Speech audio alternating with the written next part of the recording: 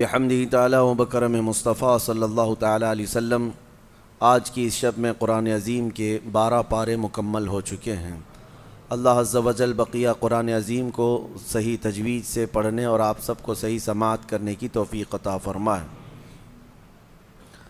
آج ہم نے سورہ ہود کی تلاوت کی ہے اور سورہ یوسف کی تلاوت کی ہے۔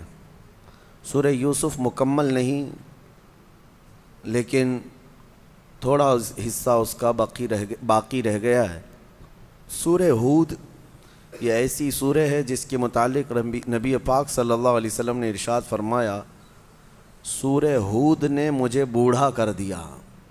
یہ رسول پاک صلی اللہ علیہ وسلم نے فرمایا، یعنی اس کے مفاہیم، اس کے تمام تر معانی اس قدر ہیں کہ آدمی اس میں غور و خوض کرتا رہ جائے، عمر اس کی نکل جائے۔ بہت سارے اہم پیغامات پچھلے انبیاء اکرام علیہم السلام کے متعلق، ان کی امتوں کی نافرمانیاں اور ان پر آئے ہوئے عذابات کا ذکر ہے۔ ساتھ ہی کفار و مشرکین کے لیے وہ چیلنج بھی ہے کہ وہ قرآن کی 10 صورتیں بنا کر کے لا کر کے دکھا دیں۔ یہ تمام چیزیں سورہ ہود کا حصہ ہیں، اور اس میں حضرت لوط علیہ السلام کی قوم پر جو عذاب آیا تھا اس کا بھی ذکر ہے۔ اللہ تعالیٰ فرماتا ہے، فَلَمَّا جَاءَ أَمْرُنَا جَعَلْنَا عَالِيَهَا سَافِلَهَا وَأَمْطَرْنَا عَلَيْهَا حِجَارَةً مِّن سِجِّيلٍ مَّنضُودٍ۔ قوم لوط پر اللہ تعالیٰ نے جو عذاب نازل فرمایا، ارشاد فرماتا ہے، ہم نے ان کی زمین کو اوپر والے حصے کو نیچے کر دیا، یعنی اٹھا کر کے پوری بستی کو پٹک دیا گیا تھا۔ اور اتنے ہی پر نہیں، بلکہ اس میں یہ بھی اللہ فرماتا ہے، وَأَمْطَرْنَا عَلَيْهَا حِجَارَةً مِّن سِجِّيلٍ مَّنضُودٍ، نوکیلے پتھروں سے ان پر بارش کی گئی تھی، وہ پتھر ان کے اوپر برسائے گئے تھے۔ یہ جارڈن کے علاقے میں آج بھی وہ علاقہ موجود ہے، ڈیڈ سی جس کو کہا جاتا ہے، بحر مردار، اس کے قریب قوم لوط آباد تھی، اور ان پر وہاں پر عذاب نازل ہوا تھا نوکیلے پتھروں کا۔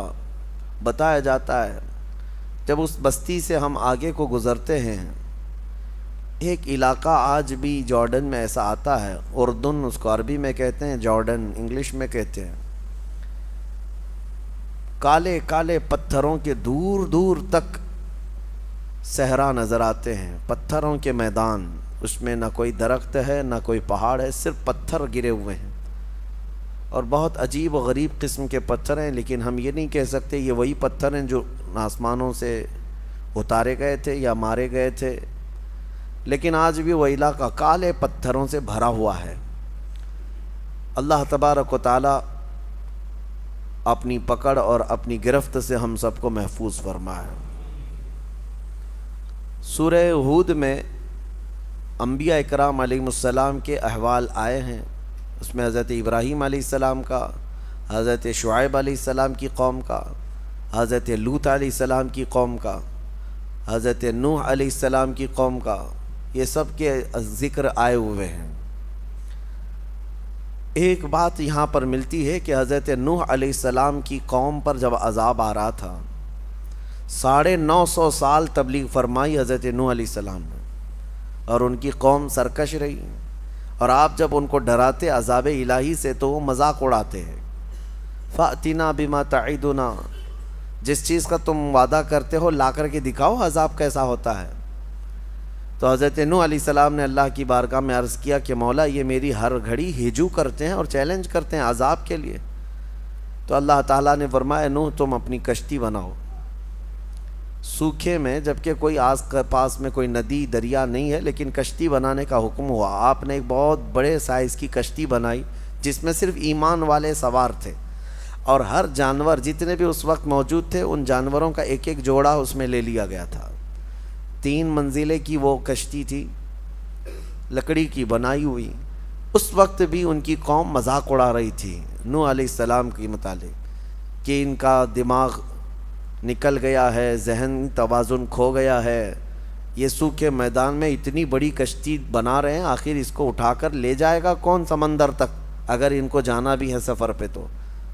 لیکن اس کے بعد وہ دن آیا جو عذاب الہی کا تھا، بارش شروع ہوئی، اور بارش کے متعلق قرآن میں اللہ فرماتا ہے ہم نے آسمانوں کے سارے دروازے کھول دیے اور زمین کے سارے سوتے پھاڑ دیے۔ زمین بھی پانی اگل رہی تھی، آسمان بھی پانی برسا رہا تھا، یہاں تک کہ پانی بھرتا گیا، روئے زمین پر کوئی پہاڑ بھی باقی نہیں رہا جو ڈوبنے سے باقی رہا ہو، سب ڈوب چکے تھے۔ اب اس میں حضرت نوح علیہ السلام کی بیوی نافرمان تھی، کافرہ تھی۔ حضرت نوح علیہ السلام اللہ کے نبی ہیں، لیکن بیوی ان کی سرکش تھی، نافرمان تھی، کافروں کی مدد بھی کرتی تھی۔ اسی طرح لوط علیہ السلام کی بیوی بھی سخت بدکار تھی، گنہگار تھی اور کافرہ تھی۔ دو نبیوں کا ذکر اس سے قبل بھی آیا اور آگے بھی آپ دیکھیں گے کہ اللہ تعالیٰ نے ان دونوں عورتوں کی مثال بھی بیان فرمائی ہے 29ویں پارے میں۔ حضرت نوح علیہ السلام کی بیوی ان پر کبھی ایمان نہ لائی، اور ان کا ایک بیٹا تھا حضرت نوح علیہ السلام کا، وہ بھی آپ پر ایمان نہیں لایا۔ اب جب بارش آنے لگی بہت تیز اور پانی بھرنے لگا، کشتی تیرنے لگ گئی، تو ایک پدری محبت ہوتی ہے جس کو کہتے ہیں شفقت پدری، یعنی باپ کی محبت اپنے بیٹے کے لیے ہر ایک کے دل میں کچھ نہ کچھ ہوتی ہے، چاہے کیسا بھی بیٹا ہو۔ تو حضرت نوح علیہ السلام پکارنے لگے اس کو کہ بیٹا آ جا میری کشتی میں، تو بچ جائے گا۔ تو وہ ڈھیٹ بن کر کے اکڑتا رہا اور کہا میں اونچے پہاڑ پر چڑھ جاؤں گا، مجھے تمہارے کشتی کی ضرورت نہیں، اپنے باپ کے خلاف گیا۔ تو حضرت نوح علیہ السلام کو غم ہوا کہ میرا بیٹا میری مانتا نہیں ہے، میرے خلاف ہے۔ توجہ، اللہ کے نبی کو حکم کیا ہوا؟ اللہ نے فرمایا قال یا نوح انہ لیس من اہلک، اے نوح وہ آپ کی اولاد میں سے ہے ہی نہیں، آپ کیوں غم کرتے ہیں اس بات کا؟ انہ عمل غیر صالح فلا تسألنی ما لیس لک بہ علم انی اعیذک ان تکون من الجاہلین۔ حضرت نوح علیہ السلام کو تنبیہ کی گئی، اللہ کی طرف سے تنبیہ آئی، آپ اس چیز کا سوال نہ کریں۔ وہ اللہ کی بارگاہ میں مانگ رہے تھے کہ مولا میرے اہل کو بچا لے، میرے اولاد کو بچا لے۔ پورا واقعہ اس میں موجود ہے کہ جب اللہ کے نبی کشتی پر سوار ہوئے تو کہا یا بنی ارکب معنا ولا تکن مع الکافرین، بیٹا آ جا، کافروں کے ساتھ مت جا۔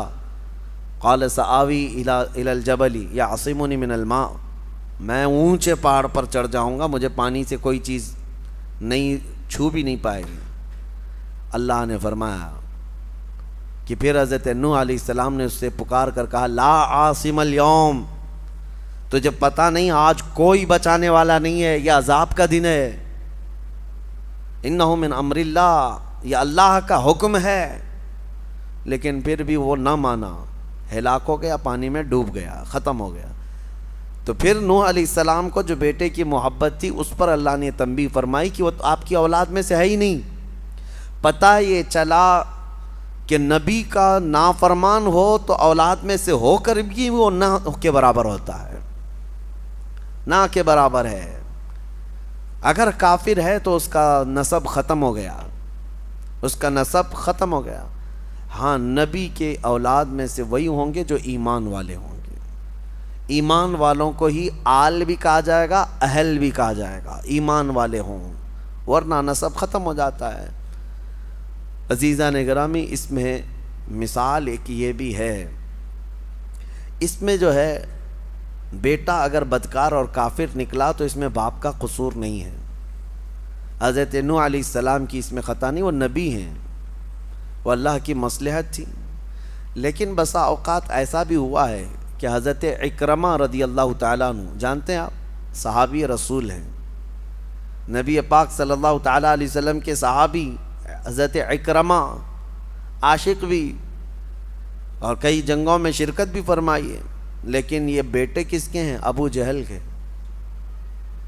باپ ابو جہل ہے، دشمنی میں مر گیا حضور کے، لیکن بیٹا صحابی رسول ہے، نبی پاک صلی اللہ تعالیٰ علیہ وسلم کے سچے صحابہ میں سے۔ تو یہ جو معاملات ہیں دنیا میں چلتے رہیں گے۔ کبھی ولی کے پیٹ سے بدکار پیدا ہوا اور کبھی گنہگار کے اولاد میں اللہ صالحین پیدا کرے، یہ اس کی قدرت کاملہ ہے۔ اللہ کریم ہمیں نیک و صالح اولاد عطا فرما۔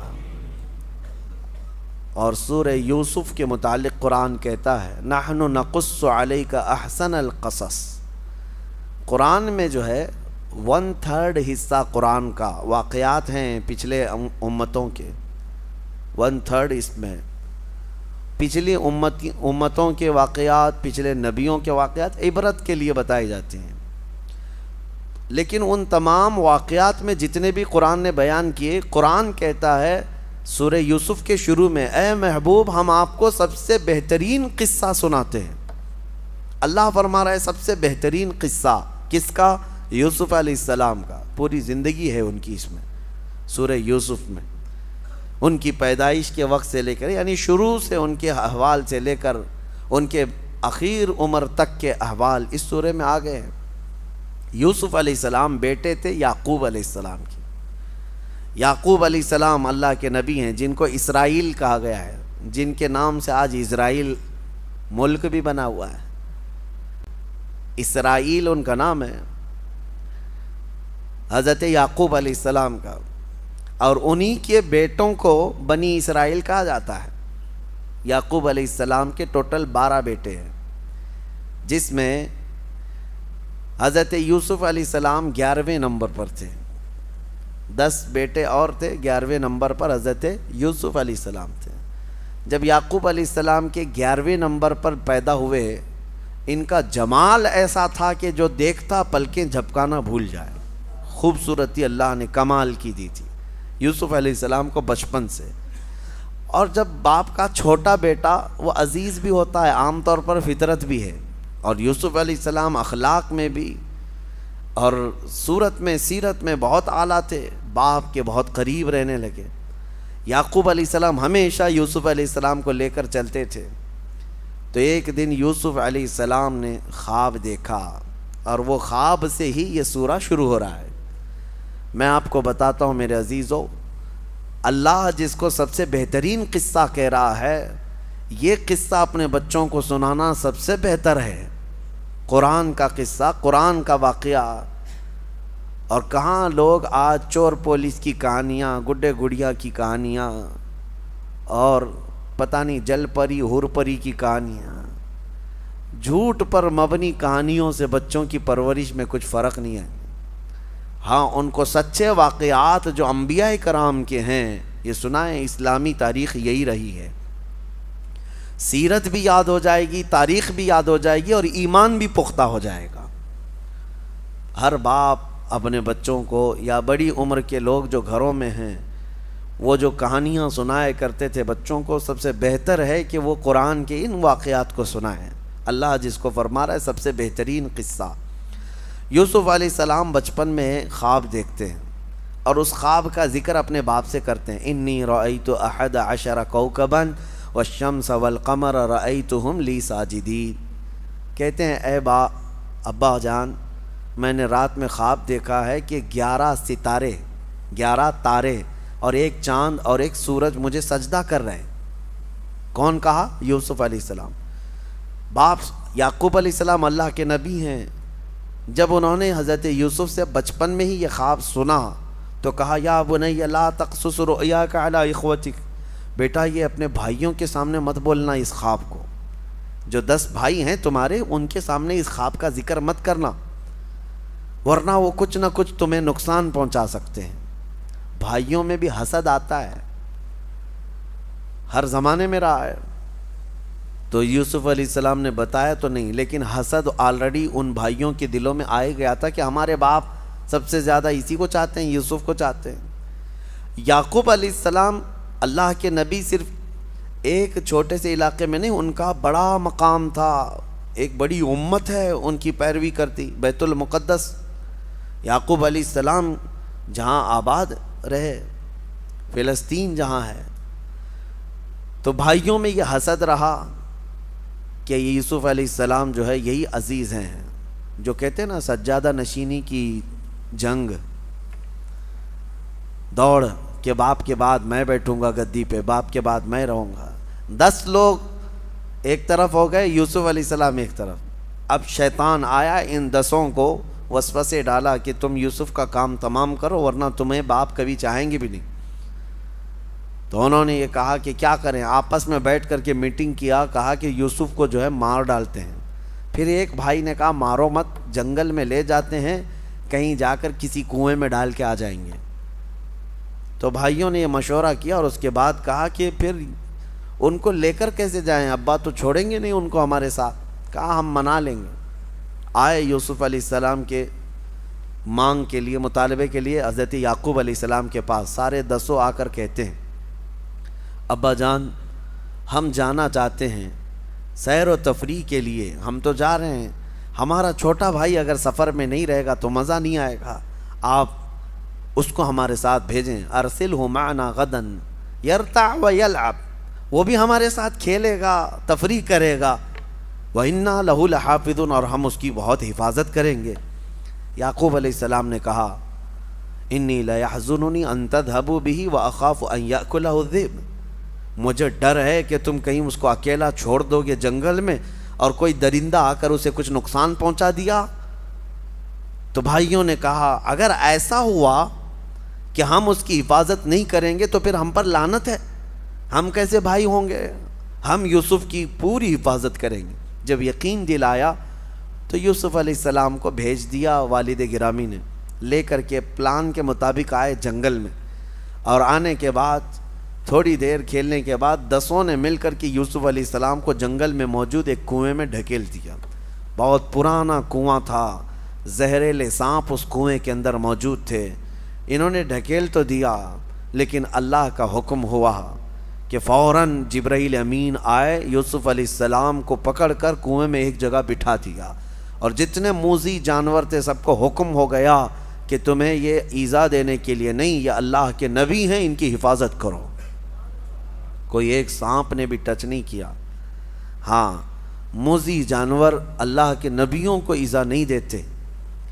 یوسف علیہ السلام کو جو نبوت ملی وہ اسی کنویں میں ملی۔ چھوٹی عمر میں جن لوگوں کو نبوت دی گئی ہے وہ 3 نبیوں کا ذکر آتا ہے۔ ایک حضرت یوسف علیہ السلام جو کنویں میں ان کو نبوت ملی، دوسرے حضرت یحییٰ علیہ السلام بچپن میں ہی، اور تیسرے عیسیٰ علیہ السلام پیدا ہوتے ہی نبی بن کر کے آئے۔ یعنی یہ ظاہری دنیا میں جو کم عمر میں جن کی نبوت ہوئی، ورنہ نبوت کے متعلق میرے آقا صلی اللہ علیہ وسلم سے پہلے کسی کی نبوت نہیں۔ وہ اس وقت بھی نبی تھے جب آدم علیہ السلام پیدا بھی نہیں ہوئے تھے۔ اب کنویں میں ڈھکیل دیا، واپس آ کر کے جنگل میں پلان کرنے لگ گئے کہ اب کیا کریں گے۔ تو انہوں نے ایک بھیڑیے کو پکڑ کر کے اس کو کاٹ دیا، کاٹ کر اس کا خون، یوسف علیہ السلام کا جبہ نکال کر اس کو خون لگا دیا جگہ جگہ۔ یوسف علیہ السلام کو دھکیلنے سے پہلے ان کا جبہ اتار لیا ہوگا، اس کو خون لگا دیا، اور اس کے بعد رات کو روتے دھوتے اپنے گھر آئے اپنے باپ کے پاس۔ وَجَاءُوا عَلَىٰ قَمِيصِهِ بِدَمٍ كَذِبٍ، جھوٹے خون کے ساتھ آئے باپ کے پاس، اور پھر رونے لگے۔ قَالُوا يَا أَبَانَا إِنَّا ذَهَبْنَا وَنَسْتَبِقُ وَتَرَكْنَا يُوسُفَ عِندَ مَتَاعِنَا فَأَكَلَهُ الذِّئْبُ، ابا جان ہم کھیل رہے تھے، ہمارے سامان کے پاس یوسف کو بٹھائے تھے ہم، اور ہم کھیل میں مصروف تھے، اچانک ایک بھیڑیا آیا اور یوسف کو کھا گیا، لے چلا گیا۔ آپ کو یقین نہیں آئے گا، وَمَا أَنْتَ بِمُؤْمِنٍ لَنَا، آپ ہم پر یقین نہیں کریں گے، ہمیں پتہ ہے، لیکن دیکھیے یہ ہم جبہ لے آئے ہیں۔ وَجَاءُوا عَلَىٰ قَمِيصِهِ بِدَمٍ كَذِبٍ، یہ خون لگا ہوا ان کا قمیص ہے یوسف علیہ السلام۔ تو حضرت یعقوب علیہ السلام کہنے لگے مجھے پہلے سے معلوم تھا کہ اس طرح کا حادثہ ہو جائے گا، واللہ المستعان، اب اللہ ہی مددگار ہے، فصبر جمیل، صبر سب سے بہتر ہے۔ یوسف علیہ السلام کے جانے کے بعد یعقوب علیہ السلام ان کے غم میں بہت روئے، اپنے بیٹے کی یاد میں روتے روتے ان کی آنکھیں چلی گئیں، بینائی ختم ہوئی یعقوب علیہ السلام کی۔ اب انہوں نے جو کام کیا صرف حسد کے مارے کیا، اپنے بھائی کو کنویں میں ڈال دیا۔ یاد رکھیں میرے آقا صلی اللہ علیہ وسلم کی حدیث ہے، من حفر لأخیہ حفر اللہ لہ، جو اپنے بھائی کے لیے کنواں کھودتا ہے اللہ اس کے لیے کنواں کھودتا ہے۔ ہاں، یہ صرف یوسف علیہ السلام کے بھائیوں کے ساتھ ہی نہیں ہوا، آج بھی یہ فارمولہ ہے۔ اگر آپ کسی کے لیے گڑھا کھود رہے ہیں، اللہ آپ کے لیے کوئی گڑھا تیار فرمائے گا جس میں تم بھی جا کے گرو گے۔ کسی مسلمان کو پھنسانے کی کوشش کرنا یہ گڑھا کھودنا ہے، کسی مسلمان کو کہیں گرانے کی کوشش کرنا یہ اس کے لیے گڑھا کھودنے کی طرح ہے۔ یہ فارمولہ آج بھی چلے گا اور قیامت تک چلے گا کہ جو اپنے بھائی کے لیے گڑھا کھودتا ہے اللہ اس کے لیے گڑھا تیار فرماتا ہے۔ اب یہ آئے حضرت یعقوب علیہ السلام نے یہ کام کس کے لیے کیے تھے؟ کس لیے کیے تھے کہ یوسف ہٹ جائے گا تو ہم باپ کے قریب ہو جائیں گے۔ الٹا ہو گیا، یعقوب علیہ السلام نے ان 10 کو دور کر دیا، کہا کہ تم میرے قریب بھی مت آنا آج کے بعد۔ کام کس کے لیے کیے تھے؟ قریب ہونے کے لیے، لیکن یہ چال الٹی پڑ گئی، یعقوب علیہ السلام ہمیشہ کے لیے ان کو دور کر دیے، تم دور ہو جاؤ سب کے سب۔ اب یہ معاملہ چلتا رہا۔ اب قرآن میں اللہ فرماتا ہے ایک قافلہ گزر رہا تھا اس جنگل سے، اس قافلے نے وہاں پڑاؤ کیا تھا، تو قافلہ یہ مصر جا رہا تھا۔ قافلے میں سے کسی نے پانی لانے کے لیے کنواں تلاشا اور کنواں قریب میں تھا، ڈول ڈالا، تو ڈول ڈالتے ہی حضرت یوسف علیہ السلام اس ڈول کو پکڑ کر کے اوپر آ گئے، کنویں کے اوپر آ گئے۔ اللہ تعالیٰ جس کو جہاں چاہے محفوظ رکھے، جہاں چاہے لے جائے۔ میں آپ کو یوسف علیہ السلام کا یہ واقعہ بتاتا ہوں، ان کا سفر دیکھیں کہاں سے شروع ہوا، کہاں سے شروع ہوا۔ حاسدین کے شکار ہوتے رہے، لیکن سفر بڑا لمبا ہے یوسف علیہ السلام کا۔ اس کے بعد اس قافلے والوں نے جب دیکھا حسین و جمیل خوبصورت بچہ ہمارے پاس آیا ہے، تو لے کر کے قافلے کے امیر کے پاس لائے، کہا کہ یہ تو فرشتہ معلوم ہوتا ہے۔ ظاہر سی بات ہے وہ حسن و جمال ان کا ایسا تھا کہ کوئی انسان ان کی طرح دکھتا نہیں تھا، بہت حسین و جمیل۔ کہا یہ فرشتہ معلوم ہوتا ہے۔ قافلے والوں نے ساتھ لے لیا، اور جب وہ راستے سے چلتے تو جہاں سے چلتے لوگ ان کو دیکھنے کے لیے بھیڑ لگاتے۔ جب مصر پہنچے تو قافلے کے امیر نے یہ سوچا کہ مفت میں کیوں دکھاؤں، پیسے لے کر کے دکھاؤں گا۔ اس نے ریٹ لگایا، روزانہ جس کو بھی دیکھنا ہے یوسف کو 1 درہم دے گا اور دیکھ کر کے جائے۔ دوپہر کے بعد 10 درہم لینے لگا، شام کے بعد 100 درہم لینے لگا۔ کمایا، خوب کمایا، کس کو؟ صرف حضرت یوسف علیہ السلام کو دکھا کر۔ مصر کے بازار میں یوسف علیہ السلام کا حسن دیکھنے کے لیے لوگوں کی بھیڑ تھی۔ جب خبر پھیل گئی، بڑے بڑے امیر بھی وہاں آئے۔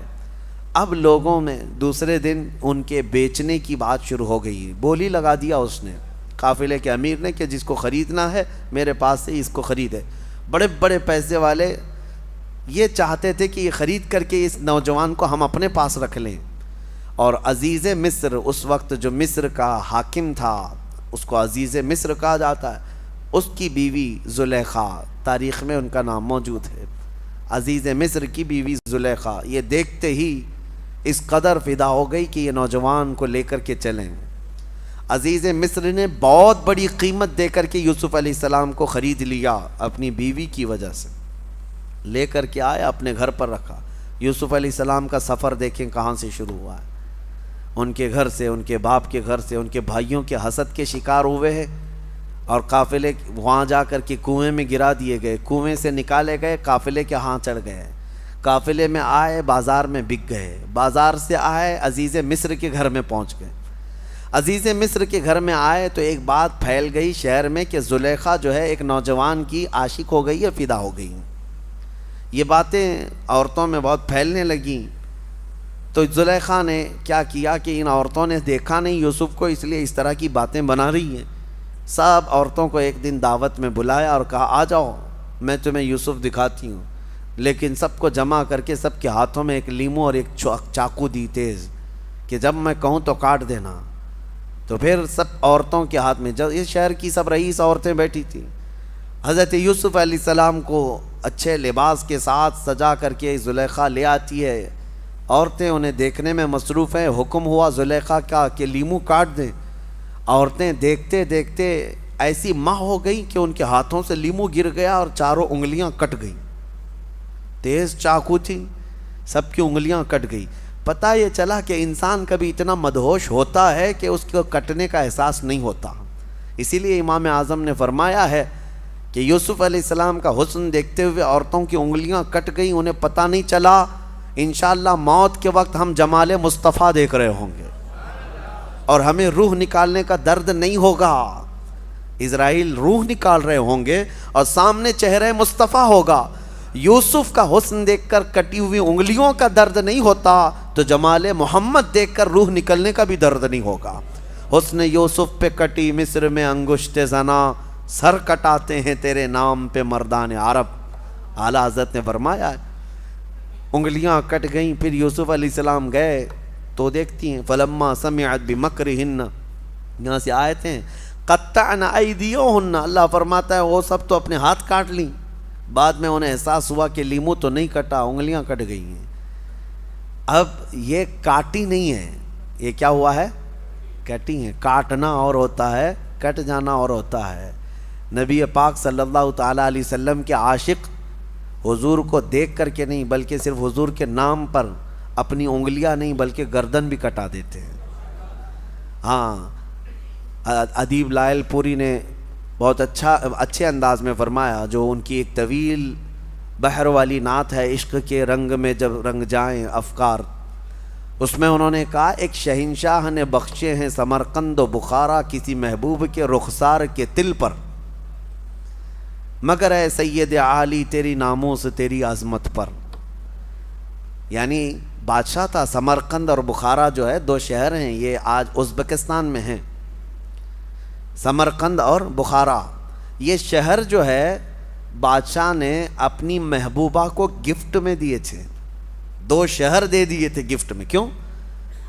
اس کی محبوبہ کے رخسار پر گال پر ایک تل ایک نشان تھا اور وہ بادشاہ کو بڑا پسند تھا. وہ تل کے نشان پر اس نے دو شہر قربان کیے، گفٹ میں دے دیے. تو شاعر نے بہت اچھے انداز میں کہا ہے ایک شہنشاہ نے بخشے ہیں سمرقند و بخارا کسی محبوب کے رخسار کے تل پر، مگر اے سید عالی تیری ناموس تیری عظمت پر ایک نہیں لاکھوں ہیں قربان گئے عشق کے ہر کوچے و بازار میں سر اپنا لیے کرنے کو نثار. ایک نہیں لاکھوں ہیں ہر کوچے ہر بازار میں، اور نبی پاک صلی اللہ تعالیٰ علیہ وسلم پر اپنی جان فدا کرنے کو تیار ہیں. بہرحال سورہ یوسف میں ہم الگ نہ جائیں، لیکن مزہ ہمارا اس وقت تک کمپلیٹ نہ ہو جب نام مصطفیٰ نہ آئے. حضور پاک صلی اللہ تعالیٰ علیہ وسلم کا ذکر تو ہوگا ہی. اسی لیے علامہ نظمی نے فرمایا آغاز سے اخیر تک قرآن ہے نعت مصطفیٰ، محبوب کے بیان کا کیسا انوکھا ڈھنگ ہے. بہرحال یوسف علیہ السلام وہاں رہتے رہے عزیز مصر کے گھر، لیکن ہوا یہ کہ ایک دن زلیخا نے یوسف علیہ السلام پر الزام لگا دیا کہ میرے ساتھ یہ غلط کرنا چاہ رہے تھے. یوسف علیہ السلام پاک دامن اللہ کے نبی ہیں. اللہ کے نبی کبھی کسی بھی گناہ کے بارے میں سوچ بھی نہیں سکتے. مشہور قول ہے، کہا گیا ہے نبی کے دامن میں پیوند تو ہو سکتا ہے دھبا نہیں ہوتا. پیوند تو ہو سکتا ہے لیکن دھبا نہیں ہو سکتا، گناہوں کا دھبا نہیں. یوسف علیہ السلام پر جب یہ الزام لگایا زلیخا نے تو عزیز مصر نے جیل میں ڈال دیا یوسف علیہ السلام کو بغیر کسی تحقیق کے. وہاں پر ان لوگوں کو نہ جانے کون سی بات تھی، بے گناہ یوسف علیہ السلام قید میں چلے گئے. یوسف علیہ السلام جیل میں کتنے دن رہے پتہ ہے؟ یہاں تو بڑے سے بڑا قلم جب لگ جاتا ہے تب بھی جو ہے بیل ہو جاتی ہے، لیکن یوسف علیہ السلام 7 سال پہلے رہے. یہ تو یہاں پر عمر قید کی سزا ہے. اس کے بعد پھر 7 سال بڑھا دیے گئے، 14 سال یوسف علیہ السلام جیل میں رہے. 14 سال کسی کی لائف کا ایک بڑا حصہ جیل میں گزر جائے، وہ بھی بغیر کسی جرم کے. میرے عزیزو، آج بہت سارے ہمارے نوجوان جیلوں میں قید ہیں. میں ان سے کہتا ہوں ہمارے تو گناہ ہیں، ہماری تو خطائیں ہیں. اگر ہم جیلوں میں بند ہو جائیں بیٹھ جائیں تو صبر کر لینا چاہیے. اس نبی کو دیکھ کر کے جس کا دامن پورا پاک تھا پھر بھی 14 سال جیل کے اندر بیٹھے رہے. اور اللہ کریم کہاں سے کہاں تک لے جاتا ہے تمہیں اس کا اندازہ بھی نہیں. جیل تک پہنچ گئے یوسف علیہ السلام. باپ کی نگرانی سے نکل کر کے بھائیوں کے ہاتھ، بھائیوں کے ہاتھوں سے کنویں میں، کنویں سے نکل کر کے قافلے کے ہاتھ، قافلے سے آ کر بازار میں، بازار سے آ کر عزیز مصر کے گھر میں، عزیز مصر کے گھر سے نکل کر پھر جیل میں، جیل میں 14 سال گزرے۔ وہاں 2 قیدی اور بھی تھے، انہوں نے خواب دیکھے۔ یوسف علیہ السلام کا ایک معجزہ ہے، خوابوں کی تعبیر بیان کرتے تھے، سچی سچی تعبیر۔ تو وہ دونوں قیدی جو ہے انہوں نے ایک بار خواب دیکھا، اس خواب کا بھی ذکر قرآن میں آیا ہے۔ وقال الآخر انی ارانی اعصر خمرا ودخل معه السجن فتيان قال احدهما انی ارانی اعصر خمرا وقال الآخر انی ارانی احمل فوق رأسی خبزا تأکل الطیر منه۔ دونوں نے خواب دیکھا تھا، ایک نے دیکھا میں انگور کا رس نچوڑ رہا ہوں، اور دوسرے نے دیکھا میں ایک تھال میں کوئی چیز لے کر جا رہا ہوں، پرندے روٹی جو ہے نوچ نوچ کر کھا رہے ہیں، ان کی کیا تعبیر ہے؟ یوسف علیہ السلام نے فرمایا میں تعبیر بتاؤں گا، میرا ایک کام کرنا ہے۔ اب 14 سال کے بعد عزیز مصر بدل گیا تھا، بادشاہ مصر ختم ہو گیا، وہ پہلے والا جو زلیخا کا شوہر تھا ختم ہو گیا، دوسرا عزیز مصر تھا اس وقت جو تھا مصر کا بادشاہ۔ یوسف علیہ السلام نے خواب کی تعبیر بتانے سے پہلے کہا میں تعبیر بتاؤں گا، ان میں سے ایک آدمی رہا ہونے والا ہے، آزاد ہونے والا ہے، لیکن وہ جا کر کے بادشاہ کے پاس میرا پیغام پہنچا دے۔ نہیں، یہ واقعہ جو ہے حضرت یوسف علیہ السلام کے جیل میں جب 7 سال گزرے تب کا ہے۔ آپ نے تعبیر میں بتایا جس کے سر کے اوپر سے روٹیاں کھا رہے تھے پرندے، اس کو موت کی سزا ہونے والی ہے، اور جس کے خواب میں تو نے دیکھا کہ انگور کا رس نچوڑ رہا ہے، عنقریب تجھے آزادی کا پروانہ ملنے والا ہے۔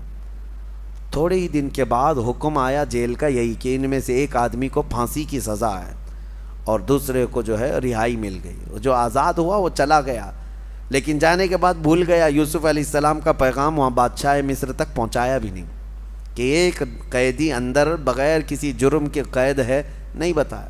7 سال پھر گزر گئے۔ اب جو بادشاہ مصر تھا اس نے خود خواب دیکھا، وہ بھی خواب کا ذکر اس سورہ میں موجود ہے۔ وقال الملك انی ارى 7 بقرات سمان یأکلهن 7 عجاف۔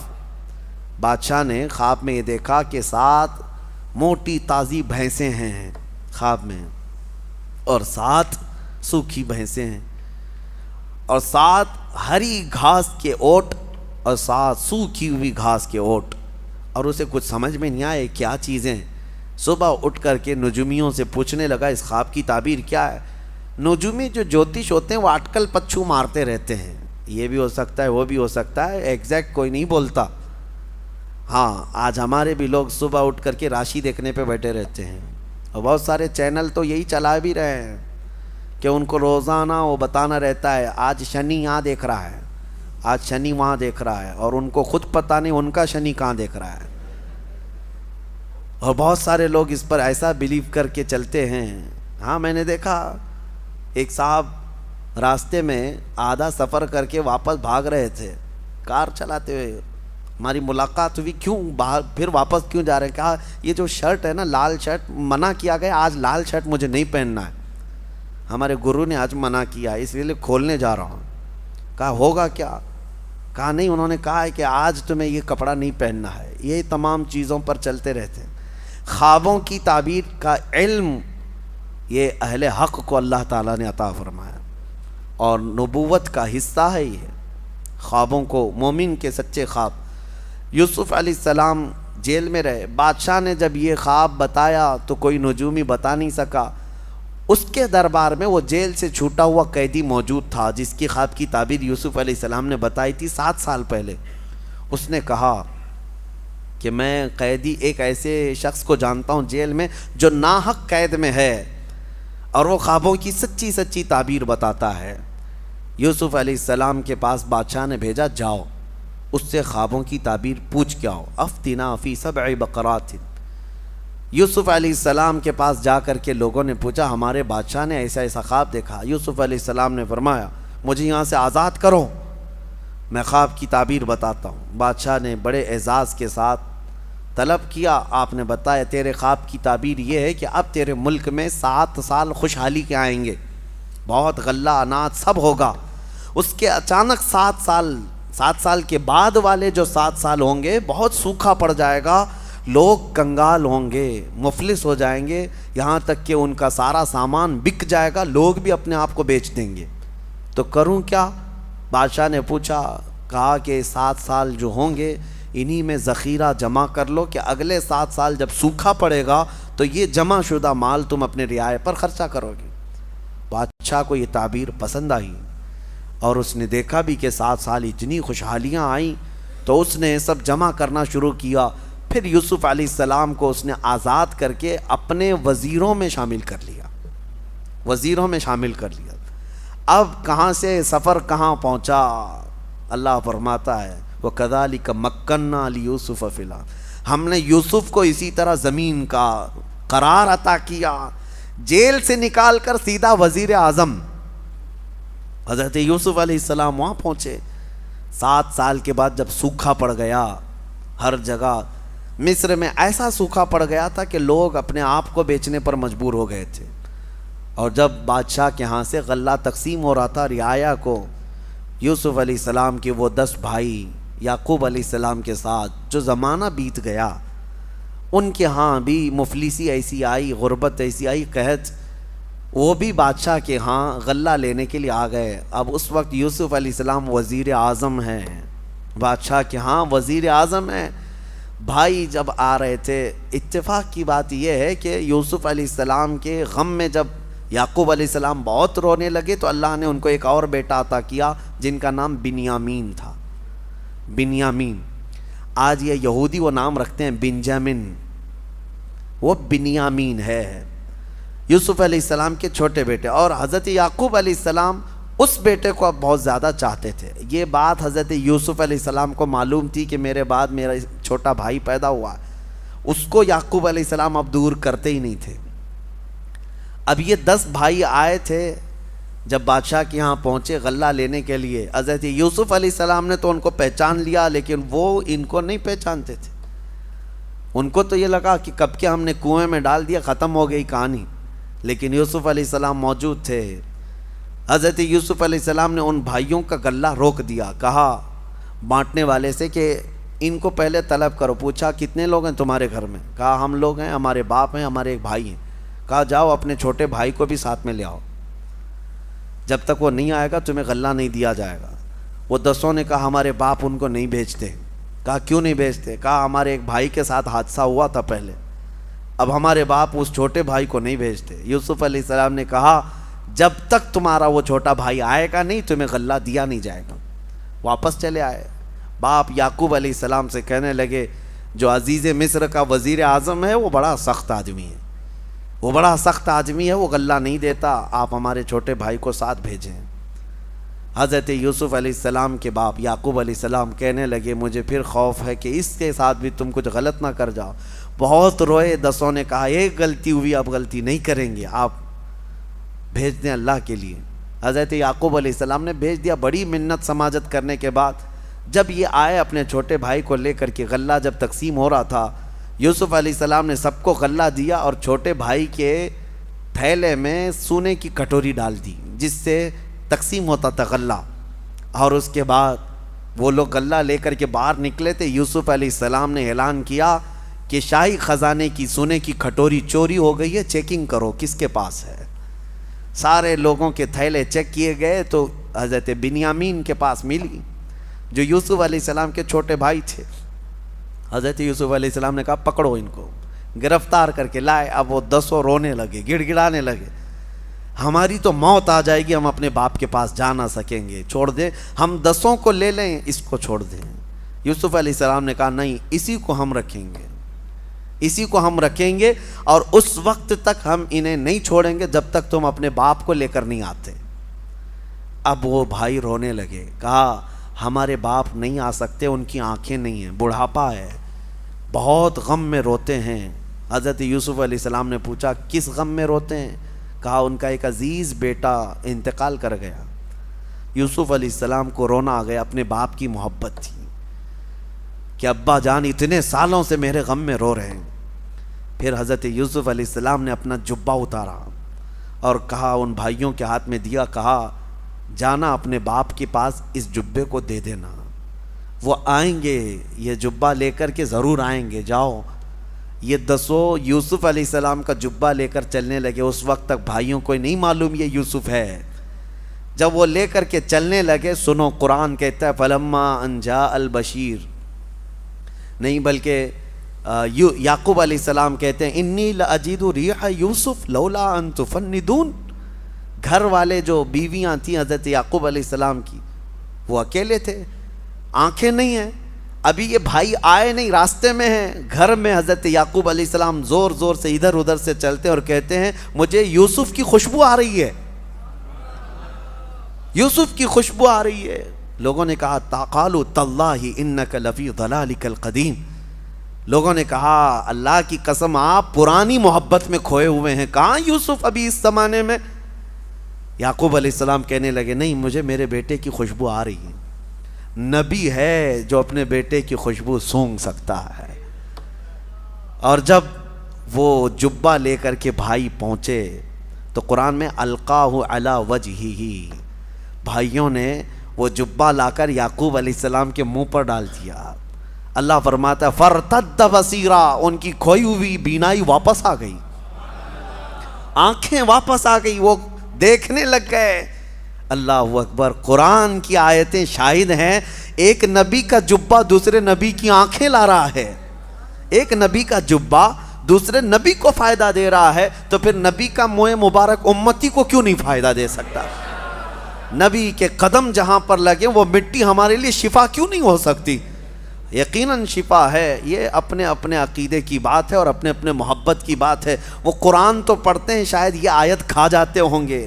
پوچھو ان کو یعقوب علیہ السلام کی آنکھیں واپس کیسے آئی تھی؟ وہ جبہ یوسف سے آئی تھی, جبہ یوسف سے آئی تھی. بہرحال یعقوب علیہ السلام چل کر کے آئے بھائیوں کے ساتھ. کتنے لوگ ہیں اب؟ 10 بیٹے یعقوب علیہ السلام کے, اور حضرت یعقوب علیہ السلام. ایک بیٹے تو وہاں گرفتار ہیں, بنیامین. اب جب پہنچے, مصر پہنچے, تو یعقوب علیہ السلام کے استقبال کے لیے یوسف علیہ السلام بادشاہ کے ساتھ خود باہر آئے. جب یعقوب علیہ السلام آئے, یوسف علیہ السلام کو دیکھا, وہ جمال جہاں آ رہا, اپنے بیٹے کو کیسے نہ پہچانتے. آپ نے کہا کہ اللہ نے یوسف کو میرے زندہ رکھا, یہ یوسف ہے. تو 10 بھائی نہیں, 11 بھائی پورے کے پورے سجدے میں گر گئے, اور یعقوب علیہ السلام بھی سجدے میں گئے, اور بادشاہ مصر بھی سجدے میں گرا. اور اس کے بعد یہ سجدہ تعظیم کا سجدہ تھا یوسف علیہ السلام کے لیے, وہ اللہ کے رسول ہیں. جب سجدے سے اٹھے تو یعقوب علیہ السلام نے کہا بیٹا, بچپن میں جو تو نے خواب دیکھا تھا اس خواب کی تعبیر یہی ہے. تو نے دیکھا تھا کہ 11 تارے مجھے سجدہ کر رہے ہیں, وہ 11 تارے یہ تیرے بھائی ہیں, انہیں آج تو معاف کر دے. اور جو چاند تو نے دیکھا تھا وہ عزیز مصر ہے, اور سورج جو تجھے سجدہ کر رہا تھا وہ اللہ کا نبی یعقوب ہے. یہ یوسف علیہ السلام کے بچپن کے خواب کی تعبیر یہاں مکمل ہوئی. پھر یوسف علیہ السلام نے اپنے بھائیوں کو معاف کر دیا, کہا لا تثریب علیکم اليوم, آج تمہاری پکڑ نہیں ہوگی, اللہ تمہیں معاف کرے گا. حکیم الامت احمد یار خان نعیمی رحمۃ اللہ علیہ فرماتے ہیں وہ نبی کو تکلیف دیے تھے, اور نبی کو تکلیف دینے والا معاف نہیں ہوتا. نبی کے ساتھ دھوکہ کیا, یوسف علیہ السلام کو کنویں میں ڈالا, تو اکثر یہ دیکھا ہے کہ نبیوں کو ایذا دینے والے معاف نہیں ہوتے, لیکن یہ ایک ہی تاریخ کا حصہ ہے, نبی کو کنویں میں ڈالے لیکن پھر بھی معاف ہوئے, پھر بھی معاف ہوئے. کتنا بہترین نقطہ بیان کیا حکیم الامت نے. وجہ یہ تھی کہ انہوں نے جو کیا تھا, یوسف علیہ السلام کو جو گرایا تھا, ایک نبی کو تو گرایا لیکن دوسرے نبی سے قریب ہونے کے لیے کیا تھا, یعقوب علیہ السلام سے قریب ہونا تھا. یہ ان کی خطا بھی کس کے لیے تھی؟ بھائیوں کی یہ جو خطا تھی اپنے بھائی کے ساتھ, وہ یعقوب علیہ السلام, وہ بھی اللہ کے نبی ہیں, ایک نبی سے قریب ہونے کے لیے یہاں خطا ہوئی. فرمایا گیا نبی سے قریب ہونے کے لیے جو خطا ہوئی وہ اللہ کے ہاں معاف کر دی جائے گی, اللہ کے ہاں معاف کر دی جائے گی. اللہ کریم سورہ یوسف کے اس پورے قصے میں ہمیں اللہ تعالی ہماری زندگیاں عطا فرمائے, ہمیں ہماری اولاد کو بہترین سیرت پر چلنے کی توفیق عطا فرمائے. وآخر دعوانا ان الحمد للہ رب العالمین.